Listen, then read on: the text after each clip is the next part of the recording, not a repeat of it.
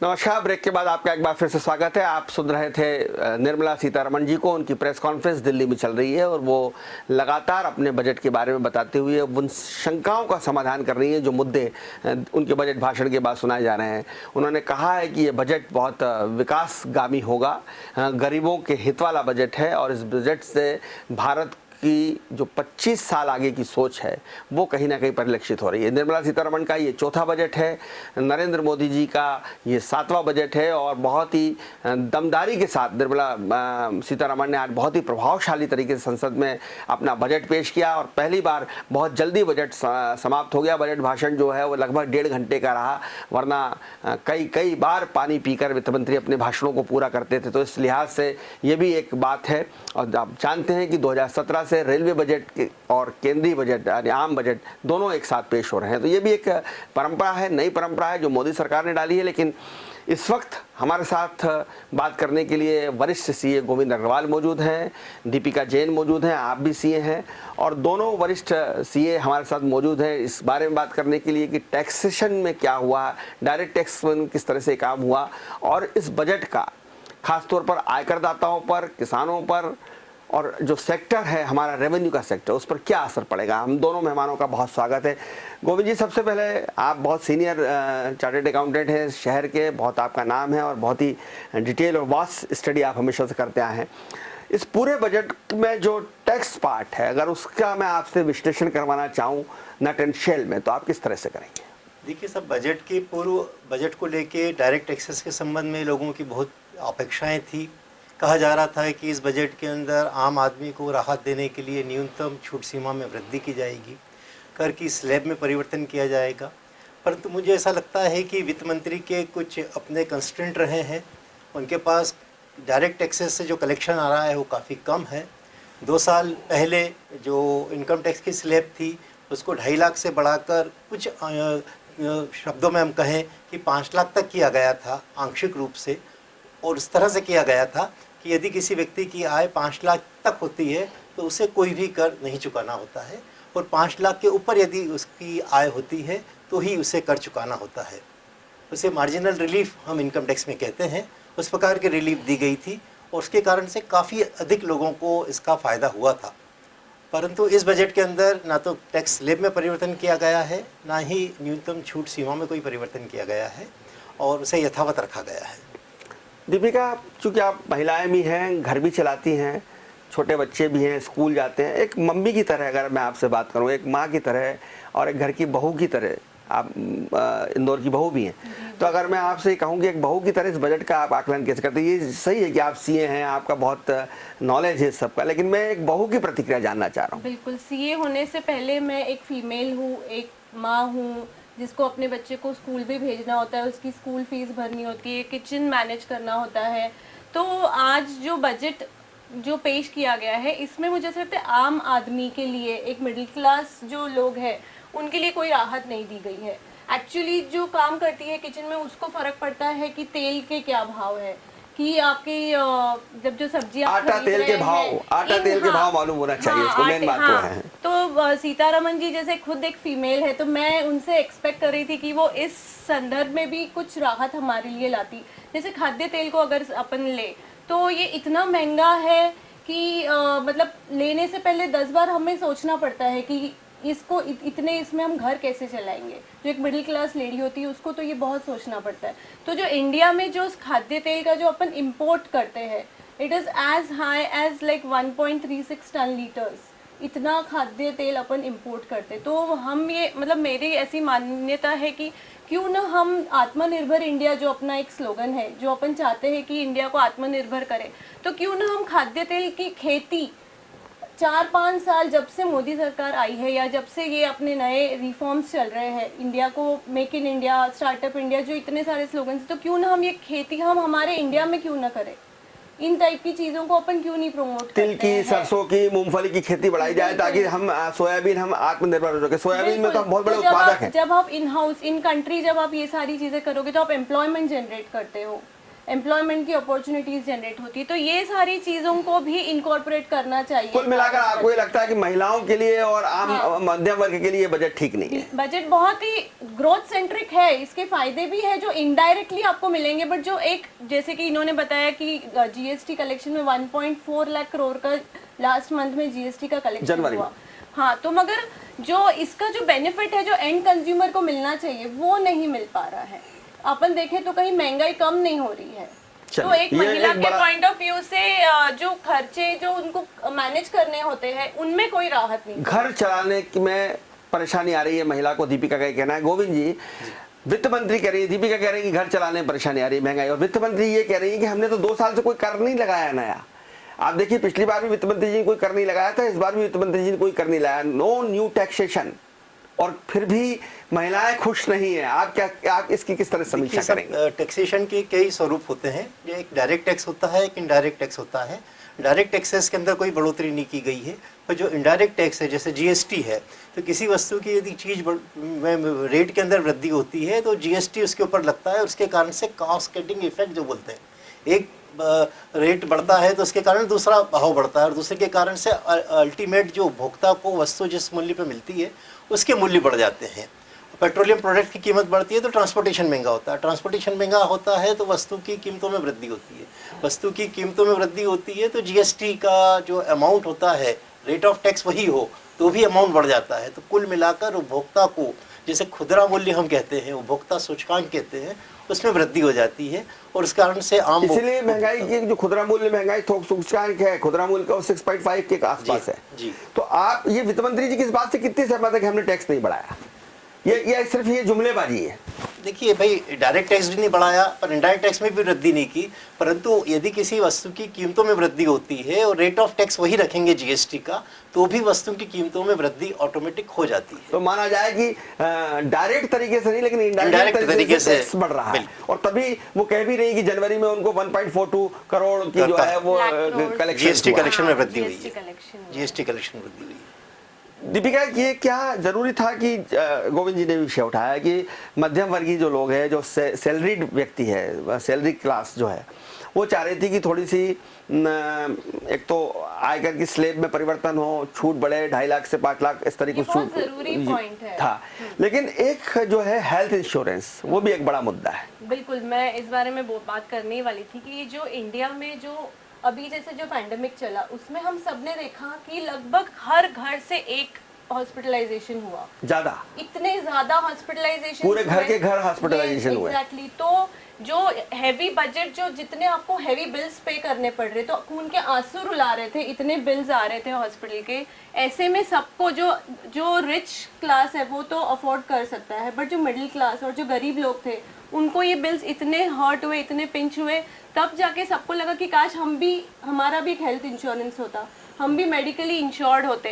तो मगर जब हम पेनिट्रेट करने जाते हैं, हम देखते हैं कि जो हेल्थ इंश्योरेंस और मेडिक्लेम इंश्योरेंस का जो मार्केट पेनिट्रेशन है सिर्फ 4% है इंडिया में, सिर्फ 4% लोग इंश्योर्ड होते हैं। तो क्यों ना जो इसके ऊपर जो टैक्सेस लगाते हैं, जो टैक्सेस है इस पे एज हाई एज 18% है जीएसटी प्रीमियम्स पे, तो क्यों ना हम, और जो हेल्थ इंश्योरेंस जैसी जो चीज़ें बहुत बेसिक नेसेसिटी है, हर इंसान को इंश्योरेंस की ज़रूरत होती है, हर इंसान को इंश्योर्ड होना चाहिए, तो क्यों ना हम इस पे जो टैक्सेस है 18% को कम करके 2 या 3% करें, ताकि जो इसका मार्केट पेनिट्रेशन है ये बहुत ह्यूज और हर घर में लोग इंश्योर्ड रहे। तो ये एक होना चाहिए था, एक पॉइंट में बहुत जरूरी था जिसके बारे में इनको सोचना चाहिए। हेल्थ इंश्योरेंस को थोड़ा सस्ता बनाया आप था। अगर देखें फॉरेन कंट्रीज जैसे कि अमेरिका में आप लगभग 90% लोग इंश्योर्ड है, वहीं अगर आप इंडिया को कंपेयर करें तो it is very expensive, insurance बहुत एक्सपेंसिव है इंडिया में। तो आदमी का अपना महीना का खर्च नहीं चल रहा है, हाँ, वो तो सोचते हैं कि मैं कहाँ इंश्योरेंस लूं, मैं मेरे गोविंद जी, एक बात मैं आपसे जरूर जानना चाह रहा हूँ कि अभी हम जिक्र कर रहे थे तो ये कहा जा रहा था कि बहुत कम लोग इनकम टैक्स देते हैं, बहुत कम, भारत में 135 करोड़ की जनसंख्या है लेकिन टैक्स देने वाले बहुत कम है। क्या ये वक्त आ गया है कि खेती पर, एग्रीकल्चर पे, किसानों पर आयकर लगना चाहिए, किसानों की आय जो है वो आयकर के दायरे में आना चाहिए? क्या वक्त आ गया है? क्योंकि आप देखिए उनके पास फॉर्च्यूनर हैं, बड़ी बड़ी गाड़ियां हैं, बड़ी बड़ी कोठियां हैं। जिस पंजाब के किसान आंदोलन कर रहे थे, जो पश्चिम उत्तर प्रदेश किसान आंदोलन कर रहे थे, आप देखिए उनके कितना लग्जरी आंदोलन उन्होंने किया है। तो क्या ये समय की मांग नहीं है कि उनके ऊपर टैक्स लगे? आपने बहुत अच्छा मुद्दा उठाया, और हर बजट के पहले एग्रीकल्चर पे इनकम टैक्स लगाने की बात की जाती है, परंतु मैं आपका ध्यान इस ओर आकर्षित करना चाहूँगा कि भारतीय संविधान के अंदर केंद्रीय सरकार को प्रत्यक्ष रूप से इनकम पे टैक्स लगाने का, आयकर, कृषि आय के ऊपर टैक्स लगाने का अधिकार नहीं है, और उसके लिए उनको कॉन्स्टिट्यूशन ऑफ इंडिया में अमेंडमेंट करना होगा, और उसके लिए सब राज्यों की सहमति लेनी होगी। वो संसद करेगी और राज्यों की सरकार करेगी। हाँ, लेना होगा। परंतु जैसा हमने अभी किसान आंदोलन के समय देखा कि केंद्रीय शासन बहुत अच्छे सुधार लाना चाहती थी, परंतु पॉलिटिकल रीजंस के कारण से उन सुधारों को लागू नहीं कर पाई और उन्हें फिर से उसको विड्रॉ करना पड़ा। तो राज्य सरकारें और ख़ास करके पॉलिटिकल रीजन से जब भी एग्रीकल्चर के ऊपर टैक्स लगाने की बात होती है, तो वो एक ऐसा क्षेत्र है जिसके ऊपर कोई भी सरकार राजनीतिक कारणों से हाथ लगाने से डरती है। मैं आपकी बात से पूर्णतः सहमत हूँ कि किसानों के अंदर जो कम खेतीहर हैंगे किसान, उनके ऊपर आयकर नहीं लगाया जाना चाहिए, परंतु जो बहुत ज़्यादा सुपर रिच हैं किसान, उनके ऊपर निश्चित रूप से इनकम टैक्स लगाया जाना चाहिए और उन्हें भी टैक्स के दायरे में लाना चाहिए। इसके अलावा अगर हम बात करें कि टैक्सेशन का जो है जीएसटी को लेकर, तो बहुत सारी बात आपने भी की कि जीएसटी बढ़ता जा रहा है। व्यापारी वर्ग की अगर बात करें तो व्यापारी वर्ग बहुत लंबे समय से ये मांग कर रहे थे कि जीएसटी का सरलीकरण होना चाहिए या जीएसटी में कुछ चीज़ों में राहत उनको मिलना चाहिए। व्यापारी अभी जो उसकी कमर टूटी हुई है, चाहे वो नोटबंदी का विषय हो, चाहे वो जीएसटी के कारण जो दरें हैं, जीएसटी की दरें और सारी चीज़ें जीएसटी में आ गई, पेट्रोल डीजल को छोड़कर जो सबसे महत्वपूर्ण है वो आना चाहिए, लेकिन वो नहीं आती हैं। तो क्या जीएसटी में कैसा रिफॉर्म्स चाहते हैं आप कि व्यापारी भी ठीक रहे और आप दो सीए बैठे हैं, आप दो सीए भी परेशान होते हैं, वो भी परेशान ना हो, ये कैसा एक रिफॉर्म हो सकता है? देखिए, जीएसटी के अंदर विशेष रूप से जो कंप्लायंस पार्ट है उसके अंदर बहुत ज़्यादा परिवर्तन की आवश्यकता है। बहुत ज़्यादा कंप्लायंसेस हैं आज की तारीख में। एक डेडलाइन ख़त्म नहीं होती है रिटर्न फाइल करने की और दूसरी डेडलाइन सामने आ जाती है, और पोर्टल के ऊपर बहुत सारे टेक्निकल इश्यूज़ आते हैं जिसकी वजह से व्यापारी भी और उनके कंसल्टेंट्स भी परेशान होते रहते हैं। तो सबसे पहले तो जो टेक्निकल प्रॉब्लम्स है पोर्टल के ऊपर कंप्लायंस की, उसे दूर किया जाना ज़रूरी है। दूसरा, जो कंप्लायंसेस का बर्डन है उसको भी रिड्यूस करना ज़रूरी है, और टैक्स लॉस के अंदर जो कॉम्प्लिकेशंस हैं उनको भी कम किया जाना चाहिए। और कोई भी परिवर्तन यदि करना हो तो उसके पहले आम जनता से, कर सलाहकारों से, एसोसिएशन से सुझाव लेके उस पर पूरी तरह से मंथन करने के बाद उन सुझावों को लागू करना चाहिए। होता ये है कि कोई भी परिवर्तन एकाएक कर दिया जाता है, उसका फिर विरोध होता है, फिर उसमें संशोधन किए जाते हैं, फिर से विड्रॉ किया जाता है, और टैक्स लॉज जो पहले से ही हमारे यहाँ पे कॉम्प्लिकेटेड है वो और कॉम्प्लिकेटेड होते चले जाते हैं। तो इसके लिए आवश्यक है कि उसके अंदर मूलभूत परिवर्तन किया जाए, लोगों का सुझाव लिया जाए और उसके साथ साथ उनको सहभागिता बनाई जाए परिवर्तन करने के लिए, और पोर्टल के ऊपर आमूल परिवर्तन करके उसका ईज़ ऑफ डूइंग बिजनेस की जो बात बार बार कही जा रही है उसे वास्तविक धरातल के ऊपर लाया जाएगा तो ही रिलीफ मिल पाएगा। सिर्फ उसे स्लोगन के रूप में बोलने से काम नहीं होगा। दीपिका, वित्त मंत्री का अगर आपने भाषण सुना हो तो उन्होंने कहा कि इंफ्रास्ट्रक्चर के लिए 5.5 लाख करोड़ रुपए इस बार उन्होंने अलॉट किए हैं, और ये जो इंफ्रास्ट्रक्चर है जिसको हम बुनियादी अधोसंरचना बोलते हैं हिंदी में, उससे देश के विकास को रफ्तार मिलेगी और देश की बेरोजगारी में कमी आएगी, रोजगार के साधन बढ़ेंगे। क्या कुछ इस बजट में, आपने शुरुआत में ही इस बजट की लेकर काफ़ी सख्त शब्दों में इस बजट को आपने मीमांसा की है, क्या कुछ इसमें आपको पॉजिटिव और कुछ अच्छा भी दिखाई दे रहा है? नहीं, बिल्कुल बहुत अच्छी चीज़ें भी है, जैसे कि जीडीपी ग्रोथ इन्होंने बोला है इस बार 9.2%, which is a very good number. तो ये एक बहुत ही इंडिया के लिए एक पॉजिटिव साइन भी है कि, और इसके अलावा जो अपन फिजिकल डेफिसिट की बात करें तो उन्होंने बोला इस बार इसको अपन कम करके 6.4% करेंगे। तो ये भी एक बहुत ही अच्छा ग्रोथ इंडिकेटर है इंडिया के लिए। जब आप ये करते हो तो आप एम्प्लॉयमेंट अपॉर्चुनिटीज़ बढ़ाते हो, एम्प्लॉयमेंट अपॉर्चुनिटीज़ बढ़ती तो इकोनॉमी की जो एक साइकिल है वो लेवरेज उसको मिलता है, एम्प्लॉयमेंट जनरेट होता है तो लोगों के पास जो डिस्पोजेबल इनकम होता है वो बढ़ता है, डिस्पोजेबल इनकम बढ़ती है तो आपका इन्वेस्टमेंट बढ़ता है। तो ये सारी चीज़ें भी बहुत पॉजिटिव है। प्लस इसके अलावा जो इन्होंने सोलार जो PLI इंसेंटिव जो स्कीम है उसमें जो अमाउंट अनाउंस किया है, ये एक बहुत चीज़ मुझे बहुत अच्छी लगी, because you are converting your environment into a clean environment. जब आपका जलवायु को लेकर बात की जा रही है। जलवायु को लेके, तो अब जब आपका एनवायरनमेंट क्लीन होगा आपकी हेल्थ प्रॉब्लम्स कम होगी।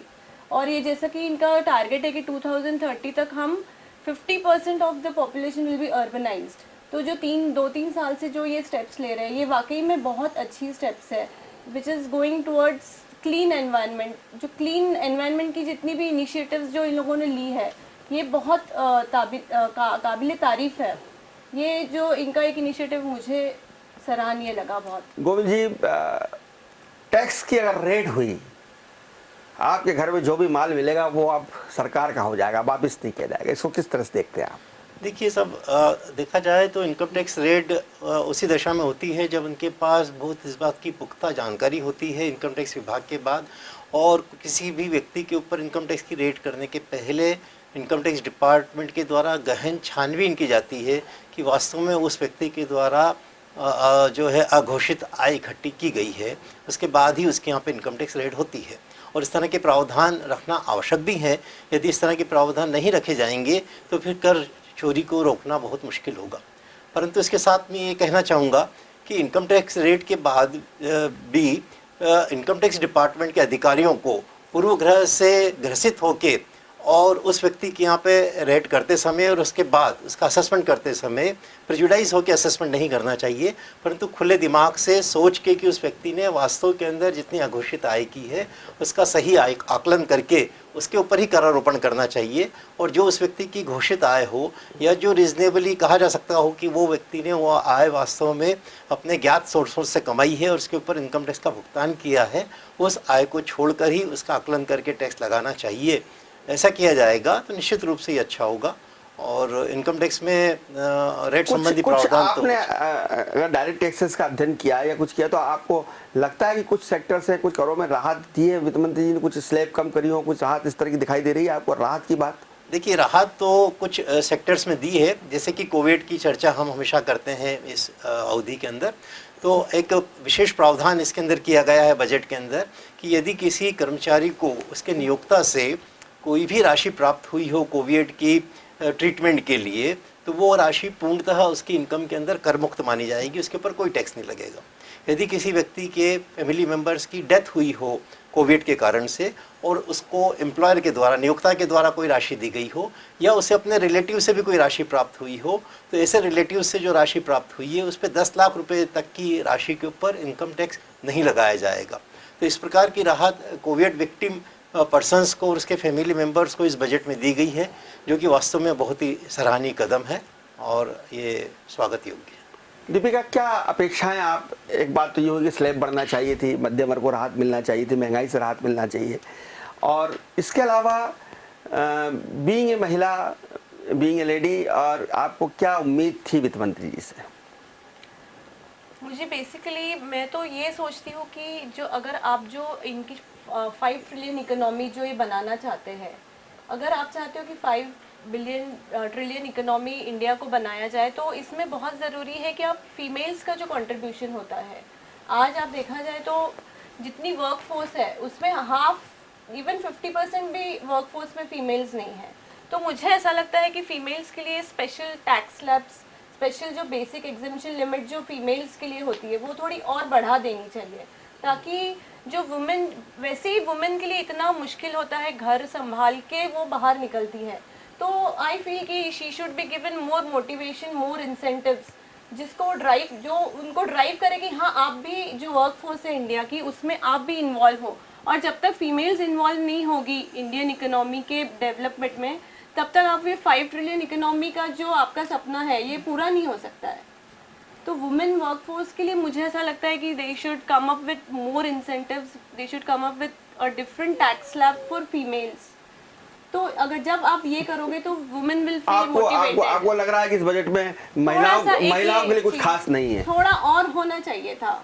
यूँ तो बहुत कुछ है जो जनरली पूरे पब्लिक के लिए समान है, तो उसमें डेफिनेटली फीमेल्स भी इंक्लूडेड है, But if you want to get the females into the workforce, there is something extra that you should do for the females. Right. So I feel कि जो basic सब exemption limit स्पेशल है, सब special तो offer होना चाहिए था महिलाओं के लिए। स्टार्टअप्स है, इसमें फीमेल्स आने से इसके लिए कतराती है, क्योंकि जो गवर्नमेंट की तरफ से जितना सपोर्ट जो होना चाहिए वो उनको नहीं मिलता है। तो एक इस फ्रंट पे मुझे ऐसा लगता है कि they should come up with. Govind ji, क्या उम्मीद आपकी थी जो पूरी नहीं हुई इस बजट से, या क्या आपने सोचा था वो हुआ और उसके लिए आप बधाई देना चाहते हैं निर्मला जी को? देखिए, वैसे तो बजट में काफ़ी कुछ किया गया है। स्टार्टअप्स के लिए इंसेंटिव्स जो हैं 1 साल के लिए बढ़ा दिए गए हैं। दूसरी ओर कोई नए टैक्सेस नहीं लगाए गए हैं। लॉन्ग टर्म कैपिटल गेन जो मैक्सिमम 15% किया गया है। शेयर मार्केट डर रहा था इस बात से कि कहीं ऐसा ना हो कि डिविडेंड के ऊपर और टैक्स लाद दिया जाए, तो वो नहीं किया गया है। तो वो भी अपने आप में एक अच्छी खबर है। हर बार ये होता है कि भाई इस टैक्सेस के अलावा और किसी प्रकार का नया टैक्स लगा दिया जाएगा। जैसे इनहेरिटेंस टैक्स की बात होती है कई बार कि फिर से उसे लागू कर दिया जाएगा, वो नहीं लाया गया है। इस प्रकार से बहुत ज़्यादा ऐसे कोई परिवर्तन, ड्रास्टिक एक्शन नहीं लिए गए हैं जिसके कारण से करदाता के ऊपर कोई अतिरिक्त भार डाला गया। शेयर बाजार इसको किस तरह से, शेयर बाजार की अगर मैं बात करूं तो शेयर बाजार इसको किस तरह से इस बजट को लिया है उसने, और अगले 2-3 दिनों में शेयर बाजार कैसा बिहेव करेगा, कैसा डील करेगा इस बजट के साथ, आपको क्या अंदाज मुझे है? ऐसा लगता है कि शेयर बाजार इसको पॉजिटिव सेंस के अंदर लेगा।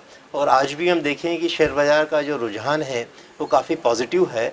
और शेयर बाजार ये बात कभी नहीं चाहता है कि बहुत ज़्यादा लोक लुभावने प्रावधान करके और सबको चुनाव पास में है तो सबको रेवड़ियाँ बांट दी जाए, और इसके कारण से इकोनॉमी के अंदर डिफिशिएंट फाइनेंस की जो हम बात करते हैं वो बहुत ज़्यादा स्तर के ऊपर लाई जाए। तो डिसिप्लिन काफ़ी मेंटेन किया गया है फिस्कल डिफिशिएंट वगैरह के मामले में। और कोविड के पीरियड में जो गवर्नमेंट के ऊपर बहुत अतिरिक्त खर्च का भार था, उस भार को भी देखते हुए काफ़ी बैलेंस्ड अप्रोच रखते हुए इस बजट के अंदर प्रावधान किए गए हैं। और कुल मिला के कहा जाए तो दीपिका, एक बहुत संक्षिप्त टिप्पणी, समय हमारी इजाज़त नहीं दे रहा, एक संक्षिप्त में आप इसको समाप्त कैसे करेंगे इस बजट को, एक आपकी फाइनल टिप्पणी? ये बजट बहुत ही ग्रोथ सेंट्रिक है, नो डाउट अबाउट इट। बहुत सारे जो इन लोगों ने इंफ्रास्ट्रक्चर पे जो इतना अमाउंट स्पेंड करने का जो इनका लक्ष्य है वो बहुत अच्छा है। स्मार्ट सिटीज़ बनाने का लक्ष्य बहुत अच्छा है। और जो इन लोगों ने सोलार PLI स्कीम में जो इतना इन्वेस्टमेंट किया ये भी बहुत अच्छा है। सारी चीज़ें का डेफिनेटली जो ओवरऑल बेनिफिट जो पब्लिक को मिलने वाला है वो बहुत अच्छा है। But what is important is the execution. हर बार आंकड़ों में तो हमेशा अच्छे लुभावने आंकड़े रखते हैं। आंकड़ों की बाजीगरी एक अलग किस्सा है। अब जब जो एक्चुअल इम्प्लीमेंटेशन एंड एग्जीक्यूशन की जो बात होती है, अगर वो इसमें अगर ये कर पाए तो नथिंग। हम भारतीयों के बारे में कहा भी जाता है कि we are the best planner but we are the worst executor. तो हम योजनाएं बहुत अच्छी बनाते हैं पर उन पर अमल हम नहीं कर पाते। बहुत धन्यवाद दीपिका आपका, बहुत धन्यवाद गोविंद जी आपका। आप दोनों ने बहुत ही सहजता के साथ हमारे आंकड़ों की बाजीगरी को खोलने की कोशिश की है। आंकड़ों का जो मायाजाल है, आंकड़ों का जो जंजाल है बजट में, उस पूरे आंकड़ों के जंजाल के सिरे तक आप दोनों पहुंचे। आप दोनों चार्टर्ड अकाउंटेंट का मैं बहुत धन्यवाद अदा करता हूं। अब हम एक छोटा सा ब्रेक लेंगे, ब्रेक के तुरंत बाद हाजिर होंगे और फिर नई चर्चा करेंगे बजट के ऊपर, बजट की समीक्षा के ऊपर। देखते रहिए डिजाइनर न्यूज का खास कार्यक्रम बजट 2022।